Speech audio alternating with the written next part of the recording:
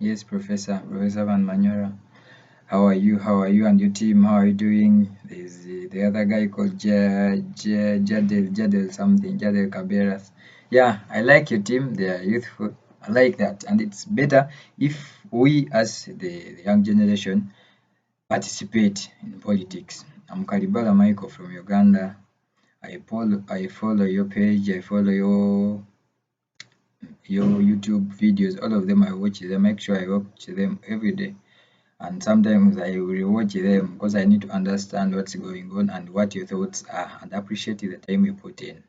So I'm going to try to be as brief as possible. I have some points that I would want to you. Sometimes I agree with you, sometimes I don't, and that's a normal thing. Your ideas sometimes they relate with what I think, sometimes we differ totally.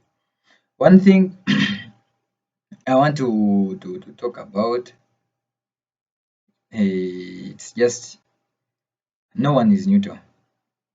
Don't lie yourself about that. No one is neutral when it comes, because politics is always about those who want to maintain the status quo and those who want to change it. Now that's why you always see it's always a two-horse race. It's either you want to make sure the status quo is maintained or you want to change. The only way a status quo can be changed is through a revolution. And a revolution, the way things are going, Ruto is determined to give you one. The way I see things and the way he's moving at that the pace is moving, he's willing to give them one. That's why they are very, very, very now they are very worried about him. I don't know. Yeah, another thing I want to talk about that specific, and I don't know. I think you know the way I see you talk about Ruto. I think you know why these guys even came together, because it was impossible. It looked very, very impossible for them to come together.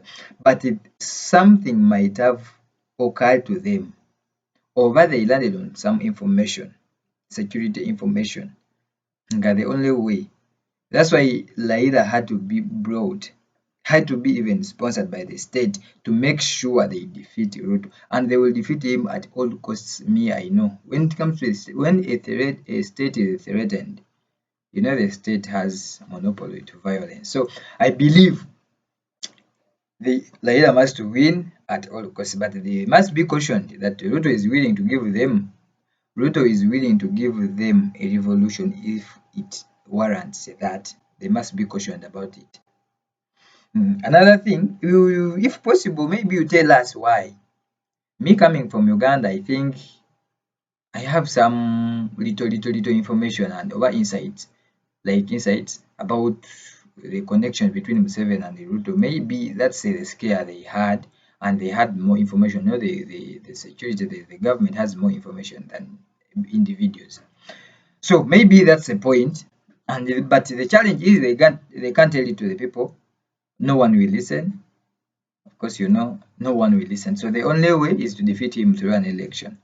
So that one aside, another issue is about Mudavadi. It was a shocker, but me, when I saw Malala, I knew. These politicians don't speak for themselves. They are always, doing bargaining for their bosses. When I saw Malala doing this and that, running around, I knew. Because those leaders always want to be the elected. When you see him risking to that extent, that just he has something, has some backing. So another thing I want to talk about, Mudavadi, I think will go up to the ballot because it works more that way for Ruto and Mudavadi, because it will help Mudavadi clean his house, his backyard, and it will help Ruto not to betray the Mount Kenya, because he can't deprive them of the running mate. If he does so, that support I think will go away. They will change automatically, and they think they have invested so much in him, so they will feel betrayed. So the only way they can do this is if Musalia goes his way to the ballot, Ruto goes, they force a rerun. When they force a rerun, they negotiate. Then maybe they negotiate some positions in the cabinet, and I think they can share the cake. So another thing, I think Jimmy Wanjigi, Miguna, they are all going to affect Laila's team. I don't know if they have already seen it or whether they did it deliberately. I don't understand. But I believe they are going to affect the Laila team. Either if possible, they would have dealt with it as soon as possible in a very, very critical manner and looking at the political implications in that. Because Miguna up to now, Raila abandoned him. The cases that were charged to Miguna,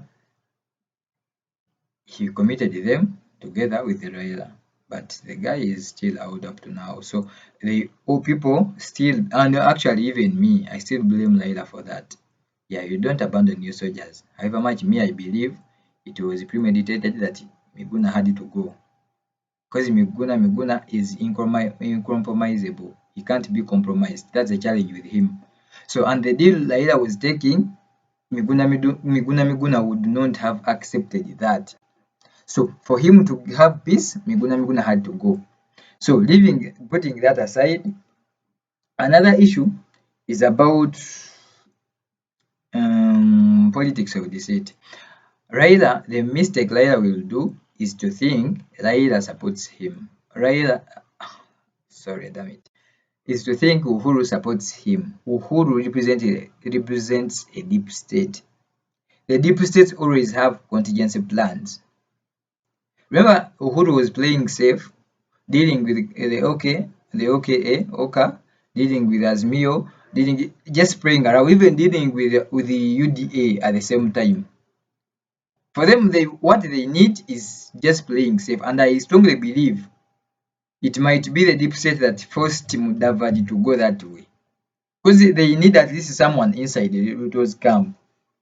So Mudavadi being there, at least when things go worse, they can talk to Mudavadi, at least for starters. That's my own opinion. Another thing, yeah, Uhuru aside, Raila will be a mistake to trust Uhuru. Uhuru is for self-preservation. Is representing the state. Another issue, Raila team has to go back on the drawing board. Because all the things they have been doing, with these governors, what he did, it wasn't right. He knew these leaders will not accept what he was trying to do. He was trying to uproot them from their own backyards, from their own constituencies, and no politician can allow that. For him, we thought by almost twisting them, they will come to him running. The challenge with that, when you go running like that, your bargaining power is low, and no politician wants to be in a weaker position of bargaining. So I think that was the first challenge he got. So there are so many issues we can talk about because politics and you talk about so many things. But me, what I disagree with you is the deep state. The deep state is real, and it's always underground. You will never know that this one is a deep state. This is what they call a kitchen cabinet. You talk about things in the cabinet, they go back, they change it. So even the president might be just a member of that deep state. So what those guys should be aware of, Ruto is willing to give them a revolution if it warrants, if it reaches to that extent. Because the way I see him is very determined. And the challenge with Laila is not the Laila we used to know. That's the challenge. The Laila is a state project. I know you don't want to agree that. Then the challenge with that comes with a baggage. And actually sometimes I think Laila was just conned by Uhuru. They knew Ruto will never be voted if they go the way they were going. And they crafted a plan to do.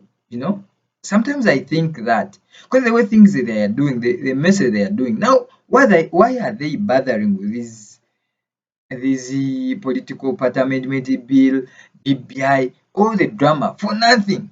Even if they go through, the impact will be minimal, and they will actually not help Raila to win. The only thing that will help Raila is to make sure the state is calm, the country is calm, the economy, at least you sweeten the country at some point. You know, the way they were starting to open up roads, doing what? Anyway, I can talk about politics all the time. Professor, I thank you for the good work you're doing. I hope my video will be played. Yeah, and more often, I always want to engage. I'm still a young person and I am aspiring for much bigger things. And I feel great when I comment about politics. One of my hobbies. I'm a neutral person. My belief sometimes when I talk in public, they seem, you know, people always tell me that I have something wrong with my brain. So it's because I have things uncompromisable. I have my beliefs that not everyone has there. So I appreciate the opportunity and I hope my video will be viewed and played. I hope it's not long. Maybe if it's long, you can cut in what you need and maybe the rest that what makes sense to you and you can post that. Thank you very much. I know my video might not be so good, but at least it's clear somehow. Yeah, you know me office. So thank you. I sign out.